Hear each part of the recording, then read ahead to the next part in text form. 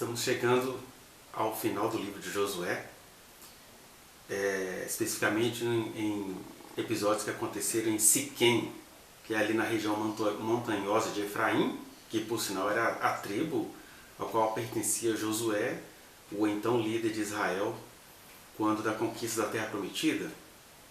E aqui vai dizer, mais no final do capítulo, que Josué ele veio a falecer, o Josué e o Eleazar, que era o sumo sacerdote na época, né? Aí cerca de 1300 a.C., 1200, e que os ossos de José foram enterrados. José havia pedido, né, que não o enterrasse no Egito, mas que guardasse seus ossos para ser enterrado quando eles conquistassem a promessa do Senhor. E aí esse dia chegou, eles enterraram os ossos de José em Siquém, que ficou ali sendo local de culto. Siquém é na região daqueles dois montes que são citados em Deuteronômio, onde se proferia a bênção e a maldição, e um lugar de muitas histórias ali dos patriarcas na terra de Canaã, antes deles descerem para o Egito. E aí, na medida que o povo vai tomando posse da terra, eles vão fazendo os procedimentos conforme os desejos dos patriarcas, e um desses era enterrar os ossos de José. Mas a gente termina esse capítulo continuando um pouco do que vimos no vídeo anterior sobre... Primeiro, no vídeo anterior a gente viu que Deus mesmo deu ferramentas para aquele povo conquistar a terra de Canaã, pelos motivos que a gente já viu, embora as coisas não foram tão lineares assim como se parece no livro, né? As coisas foram negociadas, as invejas emergiam, os povos se armavam, e em os povos se armando, Deus dava a Israel as vitórias, porque aquele território pertencia à aliança que Deus tinha feito com Abraão, Isaac, Jacó, Moisés, Josué e enfim todo Israel, né? O que eu quero meditar com você no final do livro de Josué é essa tensão que um líder espiritual, que todo líder espiritual vai descobrir, vai constatar em si mesmo e naquele dito povo de Deus, que é essa inexorável idolatria. Inexorável porque ser humano já é ser idolatria. Daí que lá em Romanos, no capítulo 1, o apóstolo Paulo, a partir do versículo 18, ele começa falando sobre a ira de Deus, que na verdade é nada mais, nada menos do que Deus deixando os seres humanos serem humanos. E o que é ser humano? Ser humano são basicamente três coisas. Primeiro, é ser idólatra. Daí ele fala que, embora Deus se revele por todos os meios na criação, os seres humanos transformam a verdade em mentira, adorando a criatura em lugar do Criador. E a partir disso, é isso que ele vai chamando de ira de Deus. A partir dessa transformação da verdade de Deus em mentira, ou seja, eu prefiro adorar a criação, eu prefiro adorar o que Deus fez, eu prefiro até adorar as palavras de Deus do que me relacionar com Deus, Deus, por sua vez, deixa, uma coisa é efeito cascata para outra. Então, idólatras, consequentemente, vão se expressar humanamente como a sexualidade pervertida, usualmente pervertida. E aí que ele vai falar sobre a maneira que as pessoas mudaram as suas relações íntimas, as perversões, as loucuras, os exageros, e até naquilo que a gente considera básico, já é em si mesmo perverso, porque o homem vê uma mulher como um objeto que ele precisa comer, e a mulher vê o homem como uma divindade a qual ele precisa adorar, né? Então a mulher vai subsistindo debaixo do homem, e não é Deus que concorda com isso, é a nossa humanidade pervertida que produz essas coisas. E aí, é claro, Paulo tinha diante dele aquele cenário romano de muitas surubas, né? De sexualidade desenfreada porque você tinha, por exemplo, os imperadores romanos, tinham 4 esposas e 40 namorados. Então ele nem estava falando sobre o homoerotismo conforme a gente conhece hoje, que é a sexualidade humana, fora da sua perversão, ela foi e tem sido maravilhosamente estudada pela psicanálise, pela ciência psicanalítica, né? Aí, uma vez que os seres humanos se constituem a partir de uma sexualidade humana pervertida, que a religião a localiza nos gays, mas na verdade as escrituras estão falando de uma outra coisa, né? Tanto é que você vai pegar o próprio livro do Levítico, vai falar das relações sexuais ilícitas que não se resumem ao homossexualismo. Naquela época praticava-se o homossexualismo, que era uma religião homossexual. Hoje em dia nós temos as homoafetividades nas suas múltiplas expressões que não se encontravam nos horizontes dos escritores bíblicos. Mas isso eu sugiro que você veja aí no canal, até uma playlist que fala sobre a diversidade sexual, para você compreender tanto os fundamentos do que eu estou dizendo aqui, quanto o que as escrituras realmente dizem que o Evangelho tem a dizer sobre essas questões da diversidade sexual humana. Porque não só a linguagem humana ficou diversa depois da Torre de Babel, como também a sexualidade humana ficou diversa depois da queda no Éden. E aqui eu não estou dizendo que a homossexualidade ela é inferior à heterossexualidade. Estou dizendo que as duas apresentam-se de maneira pervertida por aqueles que não conheceram a Deus. E que aqueles que conheceram a Deus, percebendo-se hetero ou homoeróticos, há caminhos que vocês podem ver nessa playlist. Aí o terceiro passo inevitável é o que ele vai dizer de toda a ordem de perversidades, né? Traidores, atrevidos, desobedientes aos pais, ou obedientes às avessas, né? Obedecem naquele sentido criminoso da máfia, daquela família ou da familícia. E ele começa a dizer uma lista imensa que não vai acabar nunca. Tudo em Romanos, no capítulo 1. Ele chega e diz assim: Deus entregou os homens a isso, é isso que é a ira de Deus. Ele entregou a uma disposição mental reprovável, está em Romanos 1, versículo 28. Aí ele vai falar uma série de coisas que vão até o 32. Né? Mas isso tudo porque Josué não conhecia essa passagem de Romanos 1, mas ele percebeu que aquele povo que vinha há mais de 40 anos sendo abençoado por Deus, carregava dentro de si uma idolatria. E é isso que ele começa falando aqui. Ó. Josué 24:14 diz assim: Agora, pois, temei ao Senhor e serviu com integridade e com fidelidade. Deitai fora os deuses aos quais serviram vossos pais da além do Eufrates e no Egito, e servi ao Senhor. Ele está dizendo: olha, estou vendo aí que vocês estão de posse da terra prometida, mas vocês têm um certo desejo reprimido pelos deuses dos pais de vocês, o arameu, o pai de origem síria, lá de Padã Arã. Eu tirei Abraão de lá, disse o Senhor, mas vocês continuam lá de onde Abraão saiu. Né? Porém, se vos parece mal servir ao Senhor, escolhei hoje a quem servais. Se aos deuses a quem serviram vossos pais que estavam da além do Eufrates, ou aos deuses dos amorreus em cuja terra habitais. Eu e minha casa serviremos ao Senhor. Daí vem aquele famoso versículo, né, que virou cartãozinho. Eu e minha casa serviremos ao Senhor. Ele está dizendo isso porque ele fala: olha, ou vocês vão servir aos deuses da além do Eufrates, lá de Padã Arã, de Ur dos Caldeus, ou vocês vão servir aos deuses desses territórios aqui que eu já estou vendo que vocês gostam. Eu e minha casa serviremos ao Senhor. Quer dizer, tem de ser uma metanoia, um arrependimento, uma opção consciente. Eu e minha casa serviremos ao Senhor. Então, esse versículo que é tão tomado fora de contexto já é em si mesmo usado de maneira idólatra, porque o cara fala assim: eu e minha casa serviremos ao Senhor. Quando você vai ver, ele está servindo a uma tradição religiosa, usos e costumes. Né? Ah, eu vou votar num presidente que vai fazer só essas práticas cristãs. Quais são as práticas cristãs?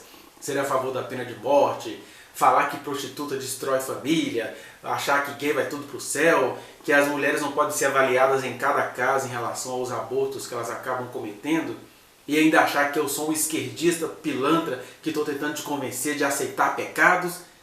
Aí o cara fala: eu e minha casa serviremos a Deus, mas ele está servindo a essa lógica moralista.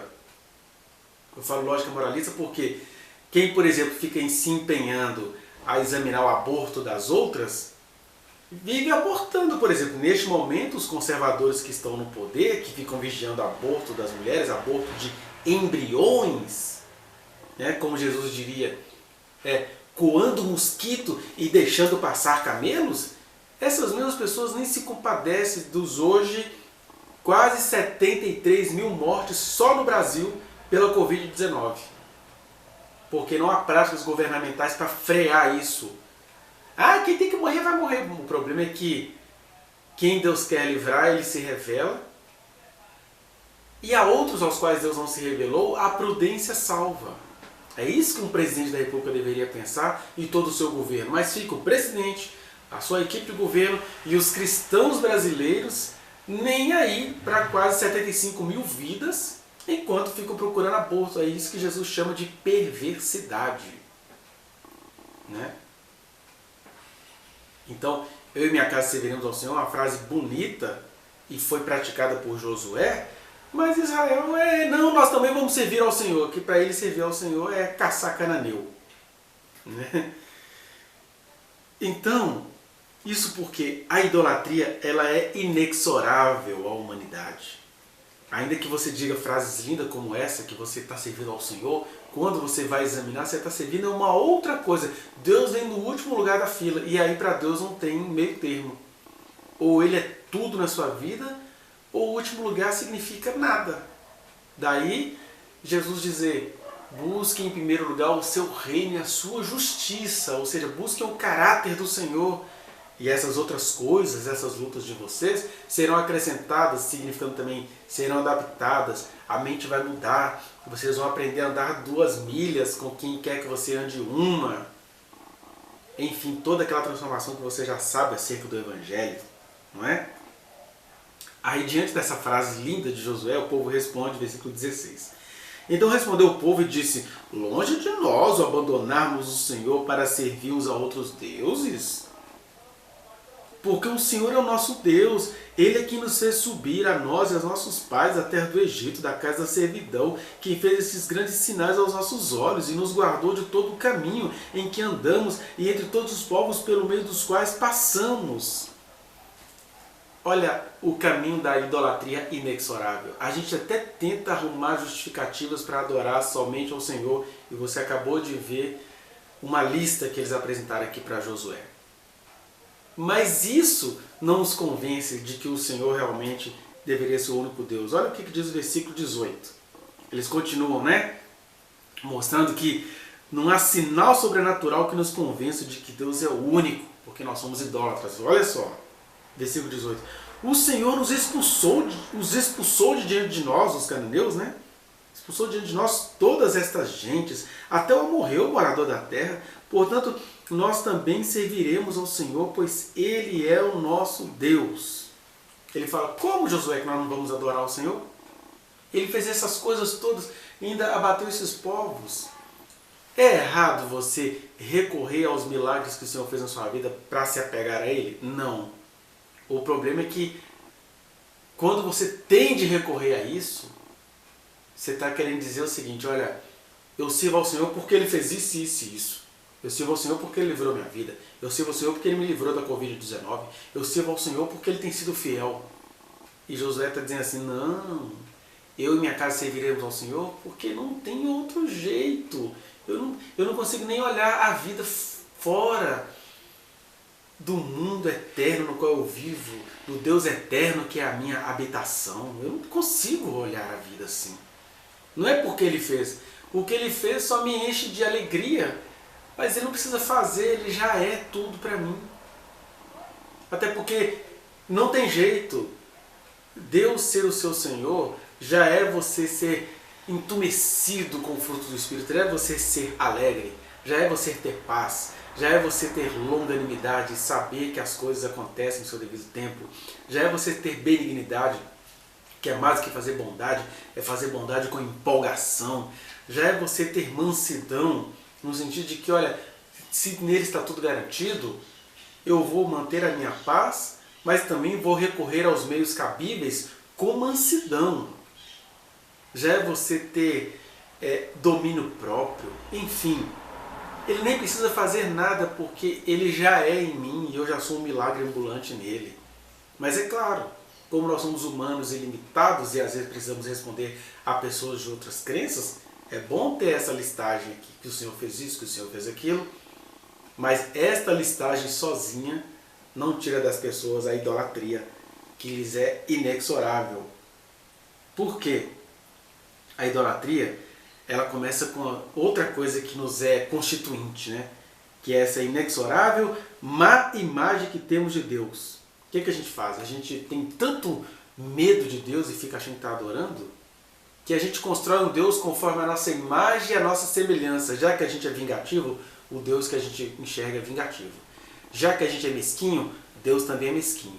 Já que a gente é inseguro, o Deus que a gente serve é inseguro. Ele quer controlar todo mundo. E a gente transfere para Deus, é isso que Romanos 1 fala, a gente transforma a verdade em mitologia, em mentira, em conversa inventada, conforme as nossas próprias impressões, né? Aí a gente faz isso conforme a nossa imagem, nossa semelhança, é o que diz os versículos 19 a 22, olha só. E isso no Josué. E aqui eu não estou falando mal de Josué, eu estou dizendo que nós somos assim se o Espírito Santo não nos iluminar a vida e não nos transformar a mente e o coração. Olha só. Versículo 19. Então disse Josué ao povo: não podeis servir ao Senhor, porquanto é Deus santo, Deus zeloso, que não perdoará a vossa transgressão nem os vossos pecados. Vocês não podem servir a Deus. A pergunta é: quem pode? Quem pode servir ao Senhor? Essa é a pergunta de um ser humano que teme ao Senhor. Mas a resposta que Josué não sabia, porque para Josué Deus santo e zeloso era um Deus separado, ou melhor, separatista, purista, tira as sandálias, porque o lugar em que você está é santo, é assim que você vê, e Deus não vai negociar com a sua consciência, beleza. Mas você está tendo a chance de você negociar com a sua consciência. A partir do que a gente está conversando aqui, olha só. Olha como é que Josué estava vendo Deus de maneira idolátrica. Se deixardes o Senhor e servirdes a deuses estranhos, então se voltará e vos fará mal e vos consumirá depois de vos ter feito bem. É uma bobeira a gente pensar isso de Deus. Eu compreendo Josué no seu contexto, no seu momento histórico. Mas eu e você, no século XXI, com todas as promessas do Espírito Santo fazendo parte da nossa estrutura, enxergar a Deus do jeito que Josué conseguia enxergar, porque aqui é a maneira como ele conseguia enxergar. Olha, se vocês não adorarem ao Senhor, Ele vai se voltar contra vocês. Sabe por que Deus não se volta contra o ser humano? Porque Ele nem precisa. O mal que a gente faz é a gente quem cava. Você pode até interpretar que é Deus castigando. E Deus também pode falar com você na linguagem que você entende. Olha, eu, o Senhor, pesei a mão. Na verdade, Ele está falando sempre ao contrário. Eu, o Senhor, estou sempre com as mãos estendidas. Mas por que há entre vocês fracos e doentes, não poucos que dormem em alguns aspectos? Porque nós é que cavamos a própria cova. Primeiro que a gente pensa que Deus é igual a gente, né? Mesquinho, vingativo. Segundo que a gente diz amar a Deus, mas a gente não ouve com dedicação e apego às suas palavras. Olha só. Então disse o povo a Josué: não, antes serviremos ao Senhor. Josué disse ao povo: sois testemunha contra vós mesmos de que escolhestes o Senhor para o servir. E disseram: nós o somos. Agora, pois, deitai fora os deuses estranhos que há no meio de vós, e inclinai o coração ao Senhor, Deus de Israel. Então, Josué tem aquele santo temor, que era o temor que ele conseguia ter àqueles tempos. Por favor, me entenda, não estou aqui fazendo críticas a Josué. Estou fazendo crítica a mim e a você, que ficamos mantendo essa forma de enxergar o Senhor Santo, o Deus Todo-Poderoso, que se revelou em Jesus como o Pai acolhedor. Você compreender Deus como um Pai acolhedor não está te dando licença para pecar, está te dando licença para ter acesso a Deus. Acesso irrestrito. A chance que a gente tem de não viver em pecado contra o Senhor é ter acesso a Ele. É ter aquela convicção do salmista: se subo ao céu, lá estás. Se vou no mais profundo do abismo, lá estás também. Se faço a minha cama na mais profunda cova, lá o Senhor estará, porque Ele é o Deus acessível. Ele não é o Deus santo no sentido de ser separatista. Ele é santo e diz: filho, a única chance que você tem de ser santo é em mim. Vem cá. Vem cá, porque eu sou santo, tanto quanto sou o seu Pai acolhedor. É isso que a humanidade não consegue compreender, né? Então, A idolatria começa com essa má imagem que a gente constrói, conforme vocês viram aqui nesses versículos que a gente leu, Josué todo apavorado. Ó, vocês são testemunha, Deus vai voltar, Deus vai fazer mal. Nem precisa, porque o povo se faz o mal. E a ira de Deus consiste em observar o mal que as pessoas fazem. Olha só, se me buscassem. Fazer até igual a Jesus. Jesus não impôs nada, mas ele chorou. Jerusalém, Jerusalém, como eu queria acolher vocês, como a galinha acolhe os seus filhos, os seus pintinhos. Mas vocês não quiseram. Vocês não discerniram o dia da minha visitação. Olha só, Deus em frangalhos, porque Deus é amor. Fora isso, ele só visita as nossas iniquidades. E a ira dele consiste nisso, ó, não vou livrar vocês de vocês mesmos, já que vocês gostam, é de vocês mesmos, da teimosia do coração de vocês. Mas isso não tem maldade divina, só tem liberdade de dizer, olha, vocês são frágeis e são responsáveis. E eu que fiz vocês vou levar isso a sério, diria o Senhor. Né? É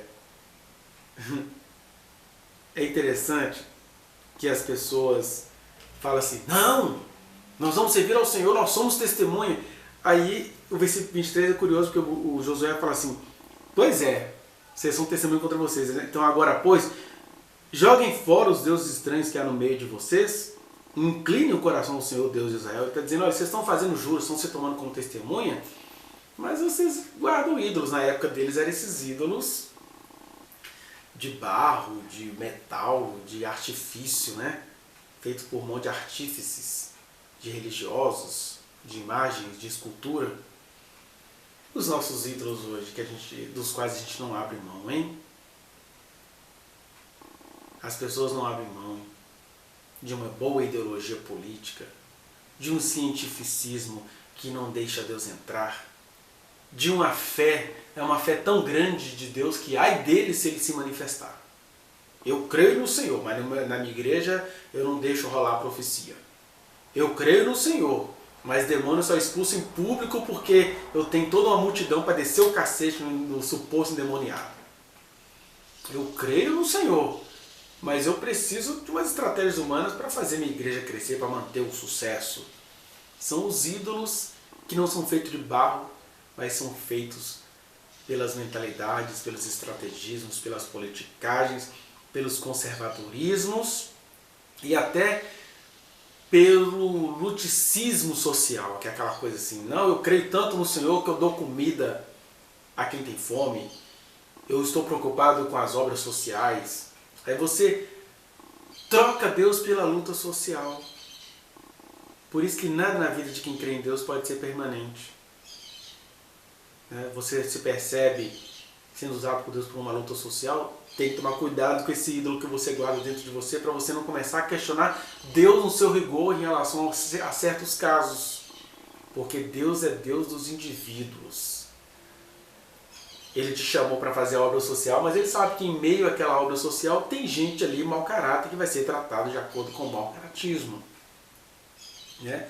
E você também de uma ideologia mais incompassível como a meritocracia, não, cada um vai se esforçar aí, ó. Se está pobre deve ter feito alguma coisa errada. Não é assim também não. Você vai ver nas escrituras que há muitas leis feitas em favor dos pobres, porque pobreza e riqueza são produtos sociais e Deus aparece no meio, tendo misericórdia de muitos que são pobres e os guarda. Agora, quem ele vai tirar da riqueza, da pobreza e quem ele vai tirar da riqueza, aí são questões psicológicas e espirituais com as quais Deus lida com os indivíduos, mas idólatra não consegue entender isso. Idólatra chama todo pobre de vagabundo e todo que clama pela obra social, justiça social, de vagabundo, corrompido, esquerdista, e o idólatra chama todo aquele que tem coração ruim de conservador pela moral, os bons costumes. O coração ruim, miserável, olha só, miséria em qualquer canto, como diria a canção dos Titãs. Porque a miséria está em qualquer canto, tanto quanto a idolatria está em todos os cantos. A nossa saída é nos relacionarmos dia a dia com o Senhor, caminhando com Ele. Porque quando você erige um altar para ficar fixo, você já está idolatrizando o Senhor. Né? Então é isso que a gente faz. A gente acaba se livrando de Deus como? Escondendo os nossos ídolos. Ai, eu estou servindo ao Senhor, mas está aqui, ó, minha obra social, meu capitalismo, meus, né? E aí, olha só. Aqui tem uma sutileza que eu acho importante registrar, porque eu não vou dizer que o Josué fez isso de propósito. Ele não fez isso de propósito.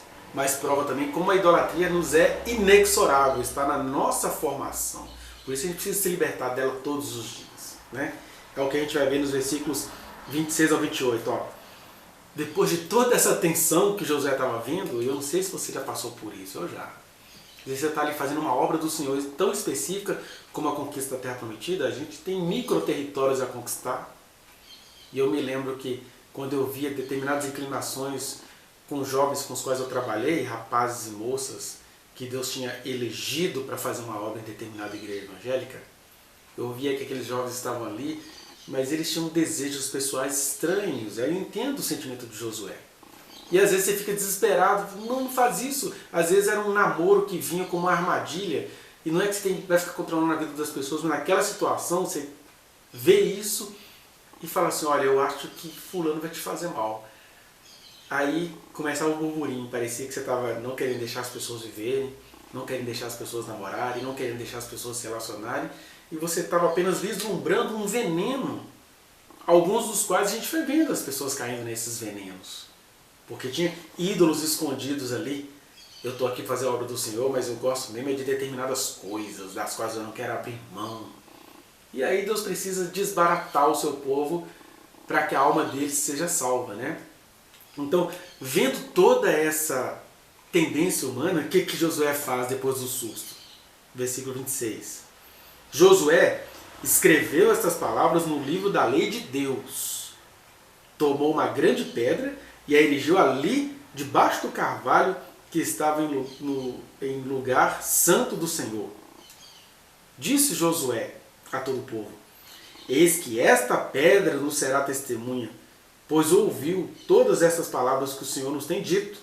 Portanto, será testemunha contra vós outros, para que não mentais a nosso Deus. Então Josué despediu o povo, cada um para a sua herança. Engraçado, assim. Compreendendo as limitações perceptivas de Josué, claro. Mas não compreendendo a nossa. Eu e você não deveríamos ter limitações acerca disso, não. Porque, olha só, ele acaba de ficar com medo da idolatria do povo. Aí o que ele faz? Ele escreve as palavras que o povo disse numa pedra, guarda num livro sagrado e diz assim, eis que esta pedra nos será testemunha, pois ouviu todas as palavras que o Senhor nos tem dito. Aí ele pratica uma idolatria. Ele acha que um objeto, uma pedra, o que está escrito, para mim vale o que está escrito. Eu lembro que eu ouvi isso muito na faculdade, né? Eu compreendo os critérios científicos, que vale o que está escrito. Mas isso não serve muito para o Evangelho, não. O Evangelho não vale o que está escrito. Por quê? O que está escrito, conforme você está vendo aqui na nossa leitura, é frequentemente utilizado para camuflar as nossas idolatrias. Não, Deus se ira assim, está escrito que ele se irou. Né? Aí, ó, Josué escreveu tudo que o povo falou numa pedra. Então, o que tem? Então, não vale o que está escrito, porque Jesus disse, ó, as palavras que vos falo são espírito. Elas não podem ser idolatrizadas no que está escrito. Não precisa Josué escrever na pedra. Então, a gente precisa compreender Josué, mas a gente precisa compreender que Jesus nos ensinou a ir além de Josué. Não é questão de a gente achar que porque está escrito na pedra está valendo. Não. A questão é que as palavras do Senhor, elas são espírito, elas são vida, elas precisam ser vividas, elas precisam ser relidas. Porque se as escrituras sozinhas tivessem poder, não precisava de conversão, leu o livro, resolveu. Mas não. O convite aqui é outro. Embora Josué teve essas práticas porque era assim que ele conseguia compreender as coisas, eu e você somos chamados a mais do que parar na letra. A letra ela é extremamente útil à ciência e às vezes ela é até a limitação da ciência, porque se não houve um fato histórico, não podemos. Mas a ciência tem razão de duvidar disso também, porque eu vou ver de oralidades. E entre esse conflito, existe o Deus eterno que se revelou a nós, que não quer ser idolatrado, ele quer convivência com você. Então, Josué registrou, promoveu uma idolatria aqui, porque tem uma pedra, tem uma arca, você vê que as igrejas fazem isso até hoje, as igrejas têm modelitos da arca, né? Tem uma palavra mais específica, tem maquetes da arca, e fica ali adorando. O bispo Macedo construiu com o dinheiro do povo um templo de Salomão, acerca do qual o mesmo povo que pagou para construir tem que pagar para visitar. São as idolatrias absurdas. Então o que eu estou querendo te convidar aqui, com essa meditação que já está se alongando, e para fechar o livro de Josué, é que a gente só vai se libertar dessa idolatria que nos é inexorável, a gente só vai se livrar dela quando a gente for cheio do Espírito Santo e a gente passa a ler a palavra de Deus com outros olhos. Porque você pode até achar estranho o que eu estou dizendo aqui, mas me diga se eu estou errado. Fale para mim se Deus realmente precisa provocar o mal. Ele pode até se manifestar assim em profecias. Mas o mal é a gente quem provoca, Deus apenas visita. Mas é claro, ele vai falar conosco de acordo com o nível de consciência que a gente consegue compreender. E a maioria do povo ainda está nesses tempos de Josué. Que a coisa tem que ser escrita para eu seguir, senão eu não consigo sair disso. E claro, todos nós no nível íntimo precisamos às vezes de algum critério externo, né? Então, se você como indivíduo precisa de critérios externos, entenda isso como um critério para você, mas não faça disso uma doutrina, porque a verdadeira doutrina é fazer a vontade do Pai. E aí você vai conhecendo a doutrina eterna, que é o seu amor, que é a sua mão estendida e que é uma graça tão maravilhosa que ela não te deixa moleque, responsável, safado, pilantra. Ela te deixa responsável, ela te deixa responsivo a esse amor. E assim a gente termina o livro de Josué. A terra foi conquistada, as tribos foram distribuídas, mas Josué morreu com uma preocupação. Estou vendo que vocês vão fazer porcaria. Grava na pedra. Aí Deus fala para mim e para você. Grave nos corações. Porque o grande sonho do Espírito Santo é imprimir nas nossas mentes a sua lei. Imprimir nos nossos corações o seu caráter. Né? E aí depois disso a gente vai para as Escrituras. E continuaremos nela então. Na próxima playlist eu já te convido aí, já coloque nas suas notificações a playlist do livro de Juízes, que é a sequência. A gente vai tentar fazer vídeos na leitura sequencial das Escrituras, sequencial mais ou menos históricas. Então a gente vai para Juízes, depois para Ruth, primeiro Samuel. Quando chegar em Samuel, a gente deve pular para algumas partes de Salmo, a gente vê tudo contextualizado nas Escrituras. Essa é a proposta. Que Deus te abençoe. A você que caminhou comigo pelo livro de Josué nesses, sei lá, mais de 30 vídeos, né? Amém.